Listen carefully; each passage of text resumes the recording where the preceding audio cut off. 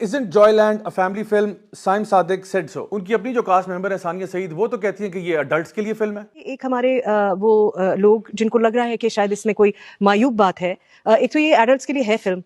तो मेरा ख्याल है हमें अपने एडल्ट्स को इतना ट्रस्ट तो करना चाहिए कि वो क्या कंटेंट देखना चाहते हैं और क्या कंटेंट वो नहीं देखना चाहते हैं, इसका फैसला वो खुद कर सकें। और दूसरी तरफ साइम सादिक साहब कह रहे हैं कि ये फैमिली फिल्म है। अब भाई हम किसकी बात माने? साइम सादिक साहब तो यहां तक कह रहे हैं कि ये फैमिली फिल्म है और मुझे मेरे अब्बू की याद आती है फिल्म देख के। मुझे इसमें बहुत तरह से अपना खानदानी नजर आता है। Wait a minute. Who are you? अपने बहन भाइयों के, अपने अब्बू की झलकियां नजर आएंगी। वो हम बचपन में ना दोस्तों के बीच में एक जोक होता था जहां पे हम कहते थे कि भाई है तो फैमिली फिल्म लेकिन मैं अकेले देखता हूं।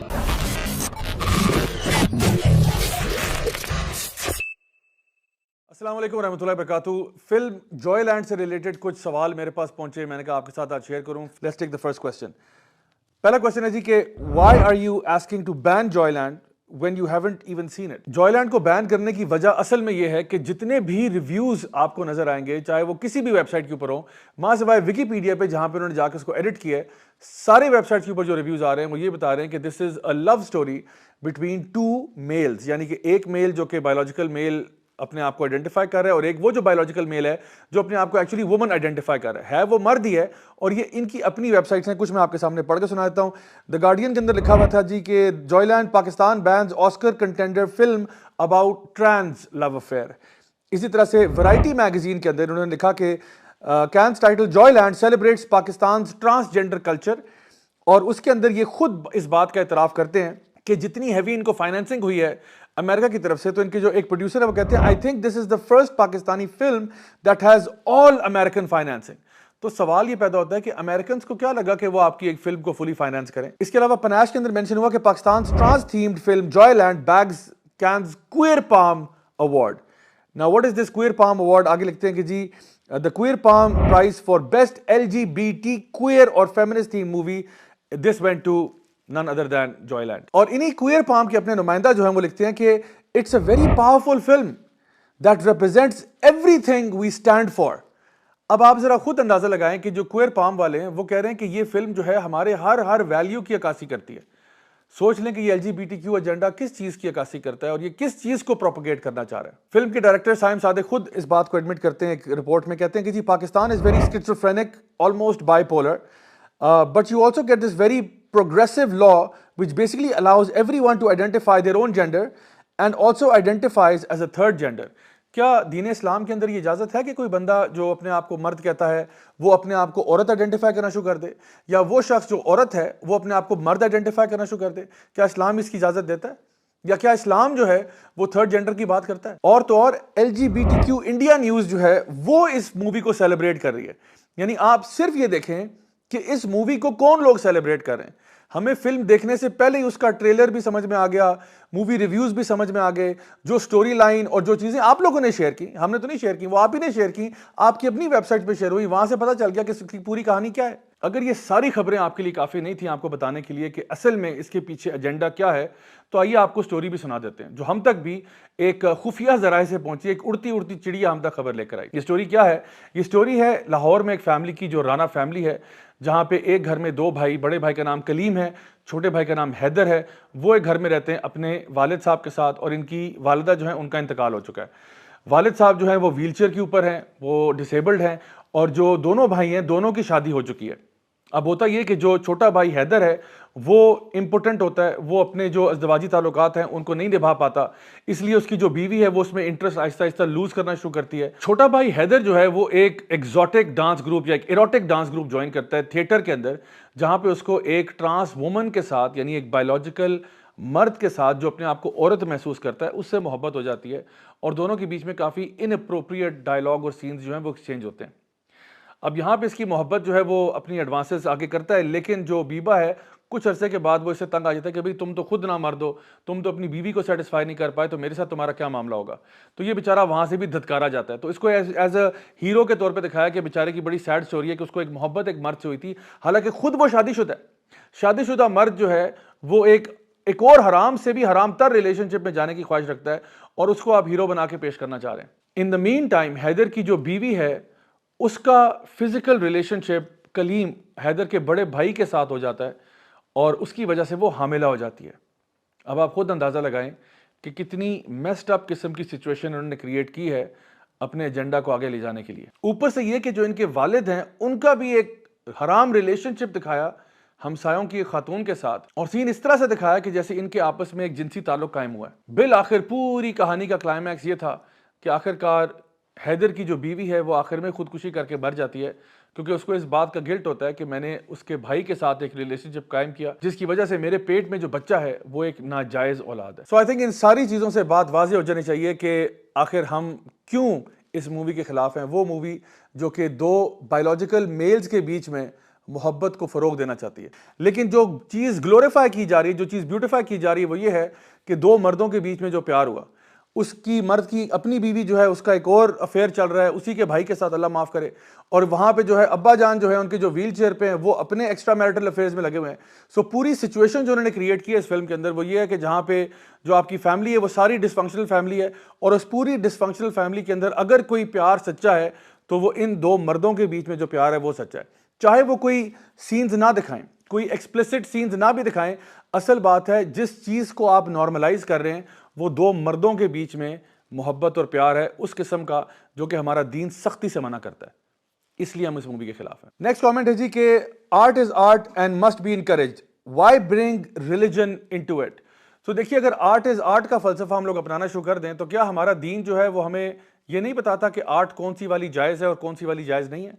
क्या हम लोग अपने आप को जब मुसलमान कहते हैं तो क्या ऐसा हो सकता है कि हम कोई ऐसा वर्क ऑफ आर्ट क्रिएट कर दें जो अल्लाह और उसके रसूल के बताए हुए दीन के खिलाफ हो? मैं अगर एक आर्टिस्ट हूं, क्या मैं एक, अल्लाह माफ करे, कोई न्यूड पेंटिंग बना सकता हूं ये कह के कि ये आर्ट है? क्या मैं अगर कोई फिल्म बनाना चाह रहा हूं तो क्या मैं कोई पोर्नोग्राफिक फिल्म बना सकता हूं? तो जहां पे ये चीजें हम अंडरस्टैंड कर सकते हैं कि हमारे दीन के अंदर अलाउड नहीं है, इसी तरह से वो तमाम थीम्स भी अलाउड नहीं है जहां पे आप किसी गुनाह के काम को, वो काम जिसपे अल्लाह और उसके रसूल की सख्त वईद मौजूद हो, उसको आप ब्यूटिफाई करके, ग्लोरीफाई करके लोगों के दिल में ऐसी एक चीज पैदा करें कि जहां पे वो एम्पथाइज करना शुरू कर दें उन लोगों के साथ जो एक्चुअली गुनाह करने वाले हैं। ऐसा तो नहीं हो सकता, ना ही ऐसी आर्ट जो है वो इस्लामिक बाउंड्रीज के अंदर कभी भी किसी हालत में भी अलाउड हो। तीसरा कमेंट है जी कि why ban Joyland only and not other films like कुंडी ना खड़का। अब ये कुंडी ना खड़का क्या है मुझे नहीं पता, 12 लग तो रहा है नाम से कि शायद कोई फजूल किस्म की पंजाबी फिल्म लग रही है, लेकिन अगर ऐसी कोई चीज है तो आप खुद सोचिए कि हम, ये वो वाली आर्गुमेंट है जिसको हम कहते हैं कि व्हाट अबाउटिज्म, यानी जब भी आप ऐसी कोई बात करें कि जहां पे एक चीज गलत हो रही है तो आप कहें वो भी तो गलत हो रहा है, तो वो भी गलत हो रहा है, हम उसको सही तो नहीं कह रहे।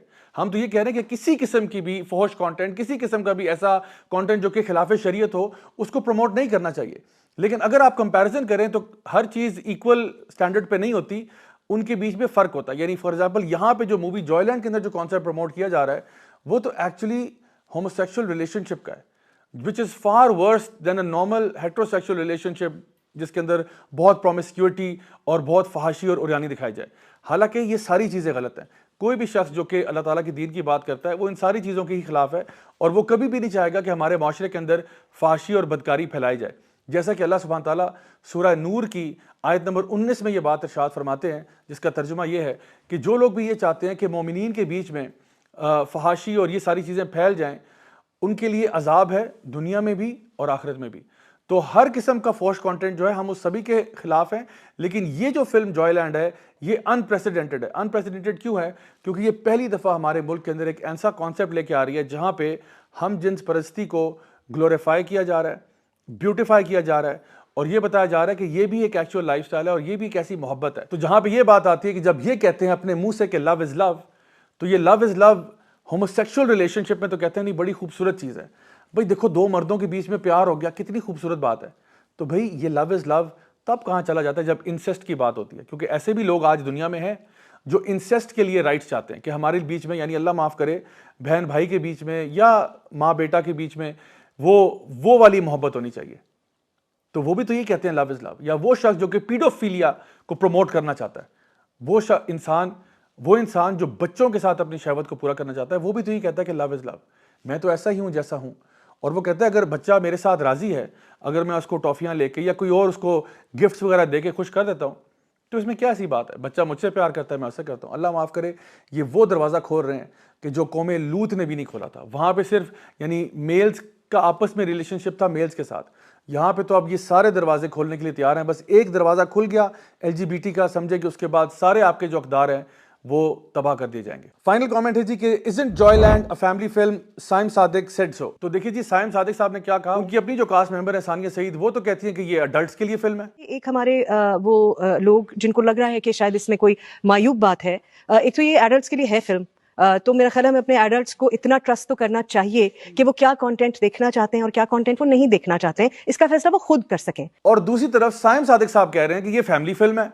अब भाई हम किसकी बात माने? साइम सादिक साहब तो यहां तक कह रहे हैं कि ये फैमिली फिल्म है और मुझे मेरे अब्बू की याद आती है फिल्म देख के। जी, मेरे हिसाब से क्योंकि मैंने लिखी है फिल्म और डायरेक्ट किया, तो मुझे तो नहीं लगता कि ऐसा कुछ है जो हमारे माशरती इक़दार के ख़िलाफ़ है। ये एक फैमिली की कहानी है, एक ख़ानदान की कहानी है। मुझे इसमें बहुत तरह से अपना ख़ानदान ही नज़र आता है। Wait a minute.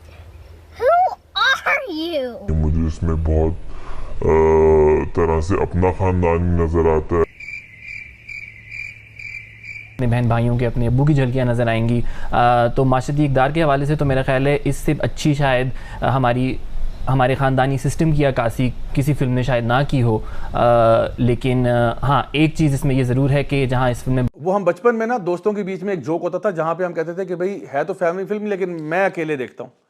तो ये वही बारी बात है, भाई कैसे अब्बू आपके हैं कि आपको ये फिल्म देख के, जिसका ताल्लुक होमोसेक्सुअलिटी के साथ है, एक्स्ट्रा मैरिटल अफेयर्स के साथ है, जिना के साथ है, यानी सारे वो जो कबीरा गुनाहों के साथ ताल्लुक है, और आप कह रहे हैं मुझे अब्बू की याद आती है। तो let this be known, this is not a family film at all. इसकी थीम जो है वो बहुत ज्यादा अडल्ट है।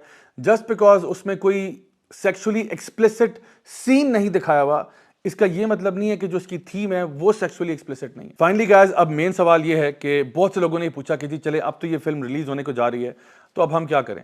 मैं आपको स्ट्रांगली अर्ज करूंगा कि हमें पीसफुल प्रोटेस्ट भी करने चाहिए, चाहे वो सिनेमा घरों के बाहर हों, चाहे वो दूसरी जगहों पर हों, जहाँ पे हम अपनी आवाज़ बुलंद कर सकें और लोगों को ये बात बता सकें कि हम इस किस्म की नॉनसेंस जो है वो पाकिस्तान में नहीं आने देंगे।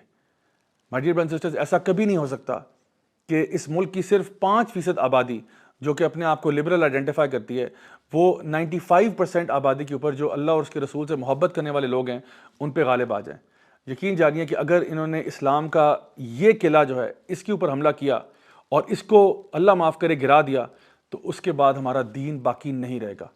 हम सब के लिए अब फ़र्ज़ हो चुका है, लाजिम हो चुका है कि हम अपनी आवाज़ों को बुलंद करें और जहाँ जहाँ पे भी दरवाज़ा खटखटा सकें हम ज़रूर खटखटाएं, और जो जो एक्शन ले सकें with in the boundaries of the law हमें उस एक्शन को लेना चाहिए, चाहे वो किसी किस्म के भी प्रोटेस्ट हों या ऑनलाइन या सोशल मीडिया पे, जहाँ जहाँ पे भी आप अपनी आवाज़ बुलंद कर सकते हैं आप ज़रूर करें। लीगल एक्शन ले सकते हैं, लीगल एक्शन लें, और हर जगह पर जहाँ पे भी वो लोग जो कि असर और रसूख रखते हैं इस फिल्म को रोकने के लिए या कम अज़ कम इसके साथ बॉयकॉट करने के लिए, उन तक हम ज़रूर अपनी बात को पहुँचाएं।